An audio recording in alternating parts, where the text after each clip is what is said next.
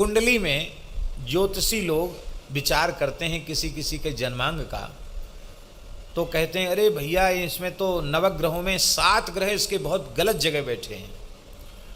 और कुछ लोग कहते हैं कि अरे 5 ग्रह जो है पंचग्रही योग है और बड़ा विपरीत योग है, ये तो हमेशा दुख ही पाएगा ये जातक, ये गलत भाव में बैठे हैं ये 5 ग्रह, ये गलत स्थान में बैठे हैं 7 ग्रह, अथवा अशुभ ग्रह की दृष्टि इन पर है, तो ये जातक के लिए शुभ नहीं है।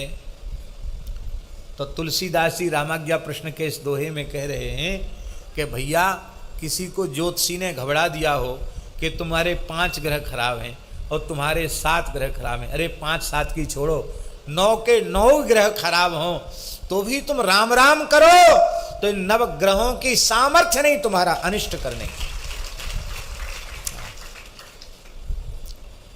तुम्हारा शुभ ही होगा। ज्योतिष शास्त्र को नहीं नकार रहे हैं, राम नाम की अचिंत्य महामहिमा का निरूपण कर रहे हैं। 7 5 ग्रह एक थल, एक ही घर में 5 ग्रह और एक ही घर में 7 ग्रह इकट्ठे हो गए। 7 5 ग्रह एक थल, चलहि बाम गति धाम, उल्टी गति से चल रहे हो तो राज विराज समौगत, शुभ हित सुमरहु राम। ऐसा व्यक्ति जिसके एक ही घर में 5 या 7 ग्रह आ गए हों और वो विपरीत भाव में हों, विपरीत अवस्था में हों, प्रतिकूल गति वाले ग्रह हों, तो राजा भी होगा तो रोड पे आ जाएगा, राजा भी होगा तो भिखारी बन जाएगा। राजा है पर ये विपरीत समय आने पर वो अवश्य पल देंगे। कहते लेकिन हम उपाय बताते हैं कि 5 7 नहीं 9 के 9 उल्टे पलटे हो जाएं तो भी यदि आप राम नाम का जप करते हैं तो आपका कुछ भी अनिष्ट नहीं हो सकता।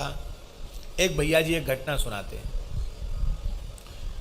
एक व्यक्ति थे, वो भगवान के भक्त तो थे, वस्तुतः भक्त थे, लेकिन ऐसा ही कोई विपरीत ग्रह नक्षत्र का योग था जिसमें बहुत त्रस्त थे, परिवार से भी भगाए गए थे, निकाले गए थे और एकदम बड़ी माने अत्यंत दुखद स्थिति में थे। तो तीर्थराज प्रयाग के कुंभ में गए तो मन में आया कि भाग्यहीन तो है ही हैं, खाने के लाले पड़ रहे हैं, यहाँ कम से कम कल्पवास करेंगे और 24 घंटे में जहाँ कहीं क्षेत्र में मिल जाएगा एक बार भोजन करेंगे और अपने राम राम करेंगे। और प्रयाग में आ गए वे महानुभाव। ऐसे ही कोई प्रकांड ज्योतिष के विद्वान मिल गए उनको। उन्होंने देखा तो उनको लगा कि ये ग्रहग्रस्त है, ये व्यक्ति ये ग्रह की विपरीत दशा से युक्त है, इसका चेहरा बता रहा है कि बहुत परेशान है। भैया क्या बात है? उसने अपनी करुण कथा सुनाई। बोले अच्छा तो तुम अपने जन्म का समय बताओ। जन्म का समय बता दिया तो तत्काल उन महानुभाव ने जन्मांग बना दिया, कुंडली बनाई और कुंडली बनाई। बोले तुम्हारी स्थिति तो जन्मांग की ऐसी है कि राहु केतु शनि मंगल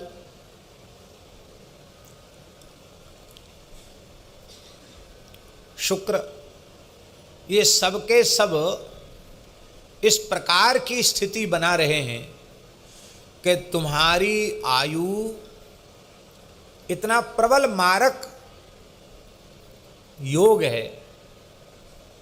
क्या कहते हैं उसको? मारक योग ही तो कहते हैं, मार्केश।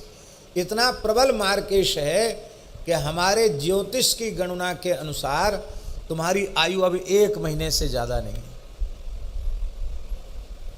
बड़ा कष्ट पाकर तुम्हारा शरीर पूरा होगा, तुम्हारा जीवन समाप्त है, समझ लो। उसने कहा चलो अच्छी बात है, आपने बढ़िया बात बता दी, हमें कोई घबराहट नहीं है, अच्छी जगह आ गए, तीर्थराज प्रयाग है, गंगा जमुना का संगम है, हजारों साधु हैं, कुंभ का समय है, तो अब हम कुछ न कुछ करेंगे। क्या करोगे? अरे बच्चा, किसी ग्रह के मंत्र के जप में अब वह सामर्थ्य नहीं है कि तू बच सके, क्योंकि इतनी विपरीत स्थिति है, प्रबल मार्केश है तेरा। ठीक है, वो भक्त था, भक्त। उसने कहा भैया ये सारा ब्रह्मांड भगवान का बनाया है, तो ग्रह गोचर नक्षत्र ये सब भी तो भगवान के बनाए हुए हैं, राम जी जो करेंगे सो ठीक ही होगा। मौन हो गया और उसने राम राम जपना शुरू कर दिया। आश्चर्य की बात है, उसके सिर में भी दर्द नहीं हुआ और महीना भर पूरा हो गया, मार्केश का समय निकल गया, उसके सिर में भी दर्द नहीं हुआ, महीना तो पूरा हो गया। तो उसने सोचा कि चलें ज्योतिषी जी का फिर से दर्शन करावें। फिर गया दर्शन करने। उनको बड़ा आश्चर्य हुआ, बोले तुम जीवित कैसे हो? कैसे हैं देख लो, आपके सामने है।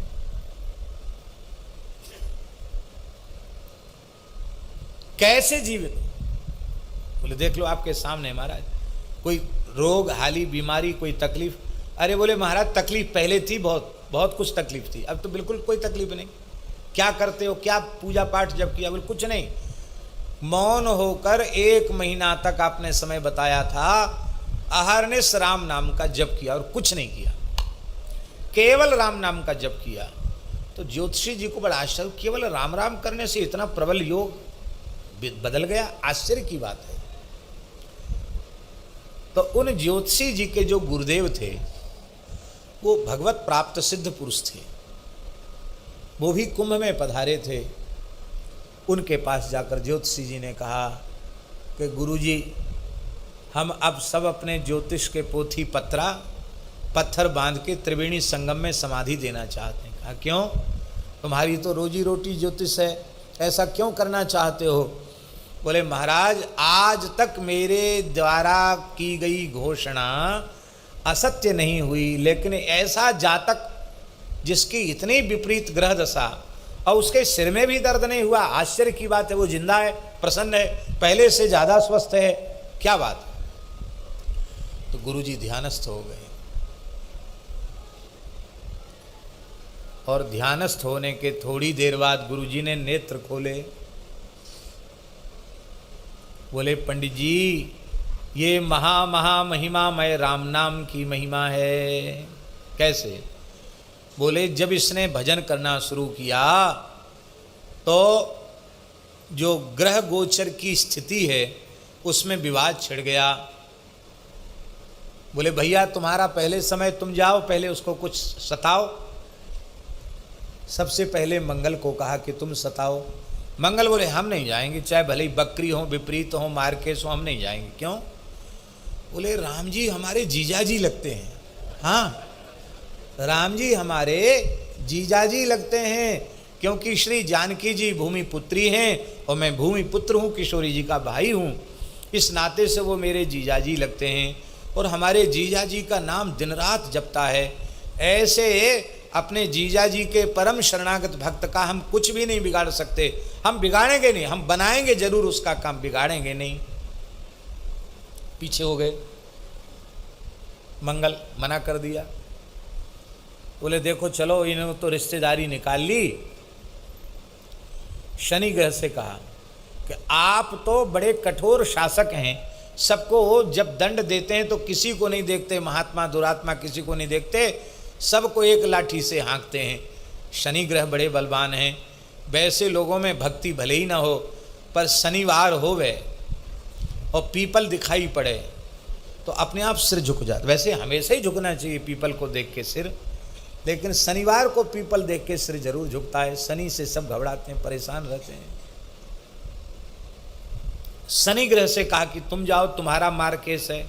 शनि ने कहा कि ये तो संभव ही नहीं है। क्यों? क्योंकि मैं महायोगी भगवत भक्त हूँ, निरंतर भगवान नाम का जप करने वाला हूँ और मैं सूर्य पुत्र हूं और हमारे राम जी सूर्य वंश में प्रकट हुए हैं और उनका ये भक्त है, राम नाम का जप करता है, मैं बिल्कुल इसका अनिष्ट नहीं कर सकता, मैं तो शुभ ही फल दूंगा, मैं इसको बचाऊंगा, मारूंगा नहीं इसको। शनि ने मना कर दिया। राहु केतु भी खराब स्थिति में थे।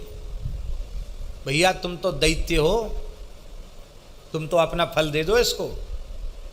विधाता ने कहा तुम तो अपना फल दो, विपरीत फल। तो राहु केतु बोले कि हमको न फल देना न फूल देना। क्यों? बोले भगवान के चक्र का प्रताप हमें मालूम है। अमृत पी लिया था, 2 टुकड़े हो गए, धड़ केतु हो गया, सिर राहु हो गया, और अब उनके अनन्य नाम जापक भक्त को हम सताएंगे तो पता नहीं हमारे कितने टुकड़े हो जाएंगे। इसलिए भैया 2 टुकड़े में ही हम परेशान हैं, हमको ज़्यादा टुकड़े अपने नहीं करवाने हैं। उन्होंने मना कर दिया। शुक्राचार्य जी से कहा कि भाई आप दैत्य गुरु हो, आप तो कुछ करो कम से कम। शुक्राचार्य जी बोले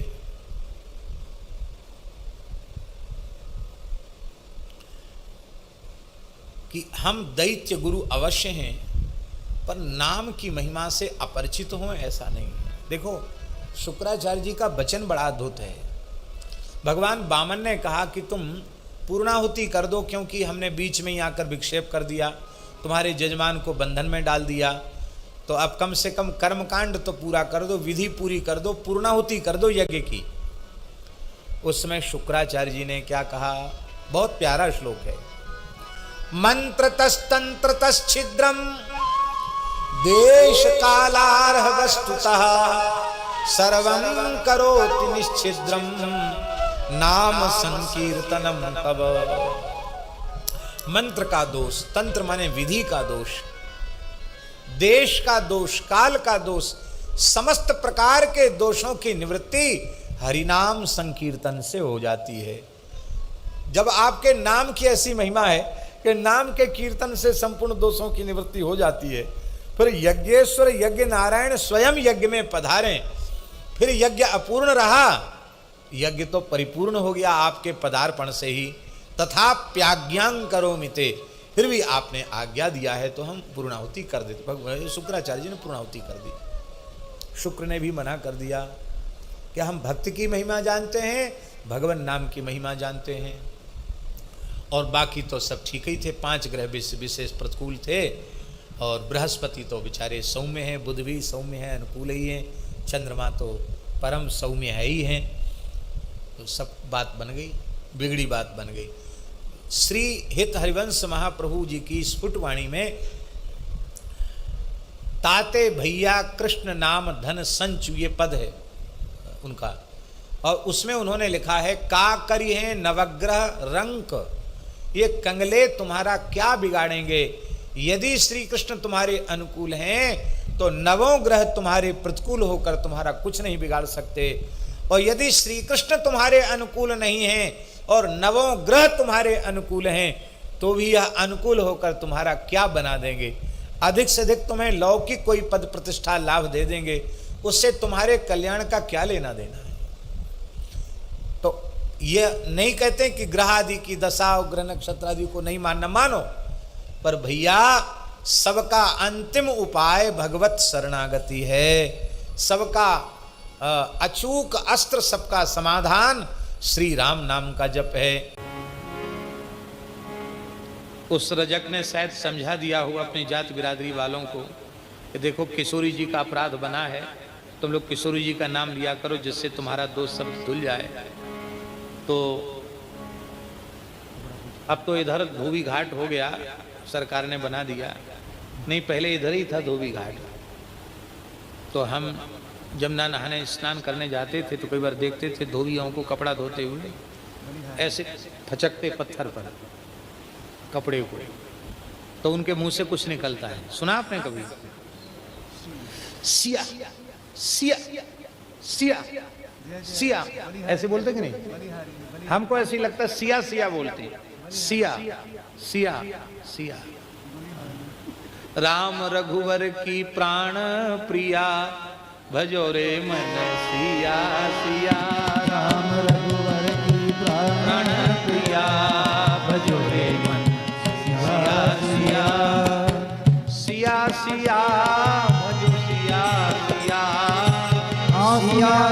भजो सिया सिया।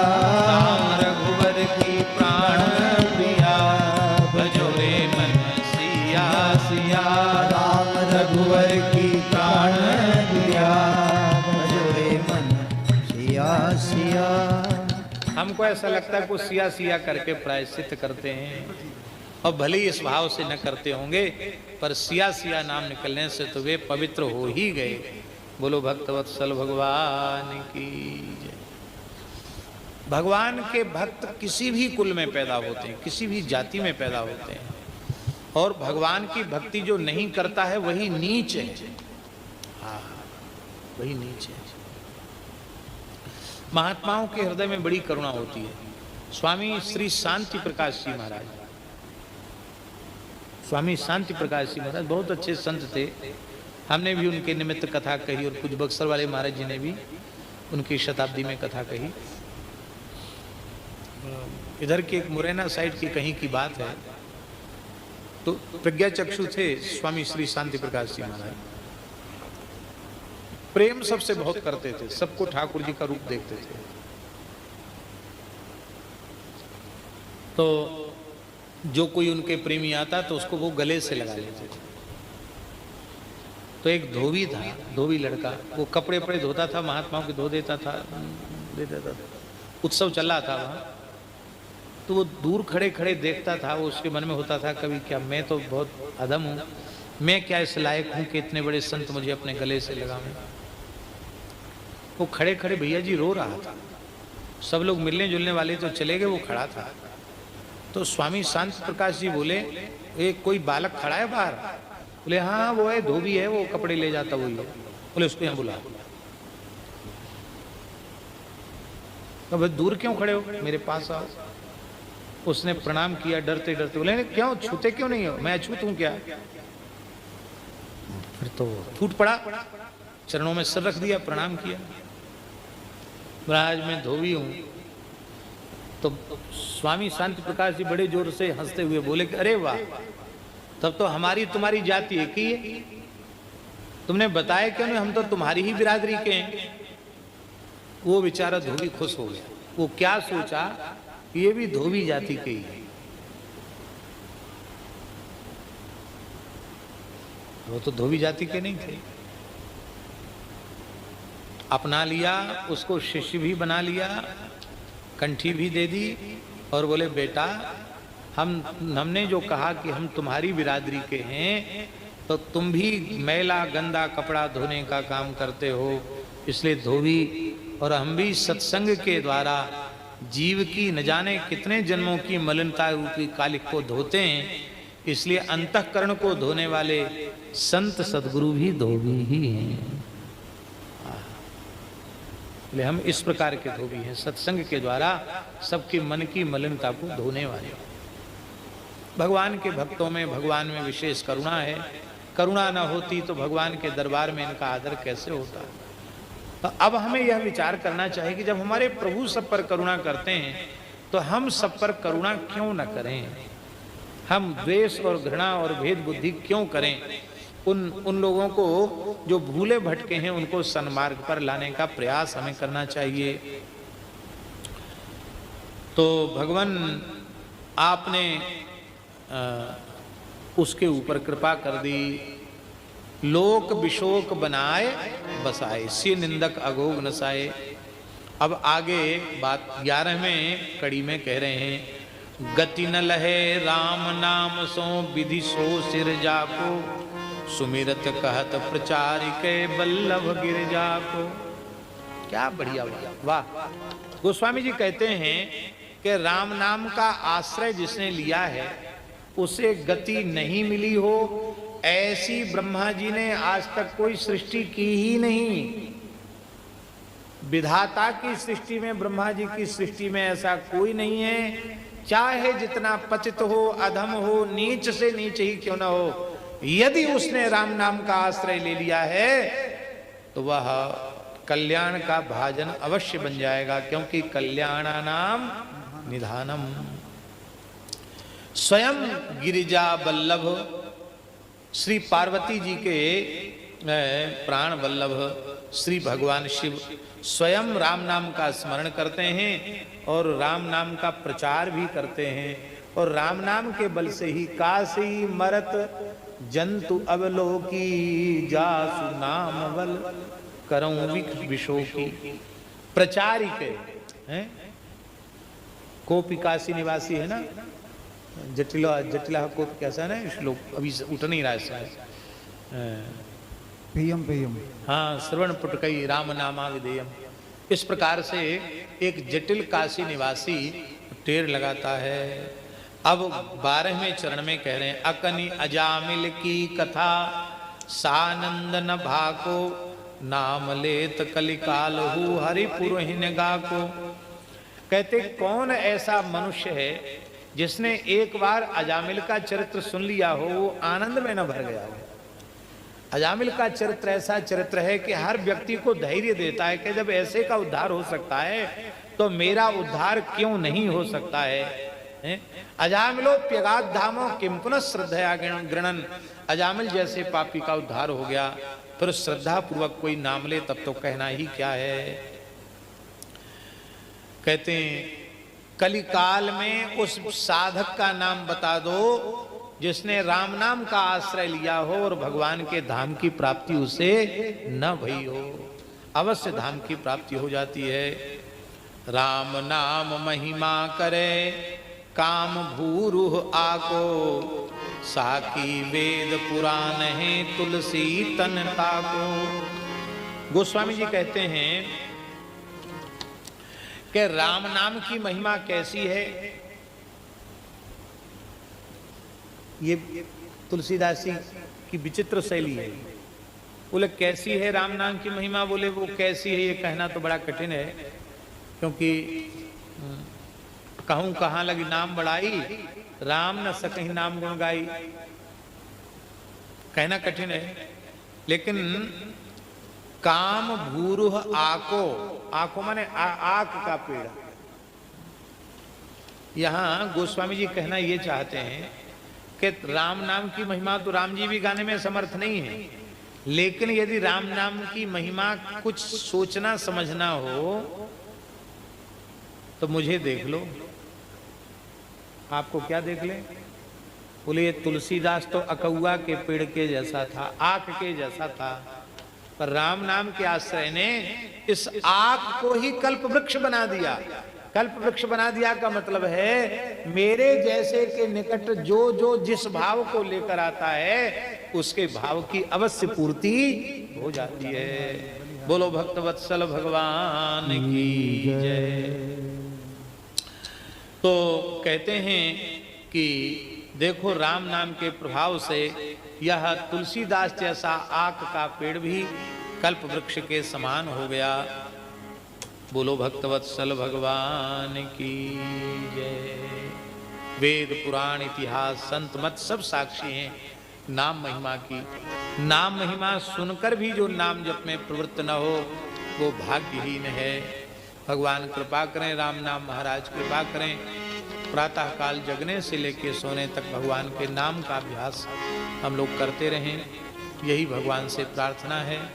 सीताराम राम राम सीताराम राम राम राधे श्याम राधे श्याम राधे श्याम श्याम सीताराम राम राम सीताराम राम राम राधे श्याम श्याम श्याम राधे श्याम श्याम सीताराम राम राम सीताराम राम राम सीताराम राम राम सीताराम राम राम राधे श्याम राधे श्याम राधे श्याम श्याम श्याम राधे श्याम श्याम श्याम राधे श्याम श्याम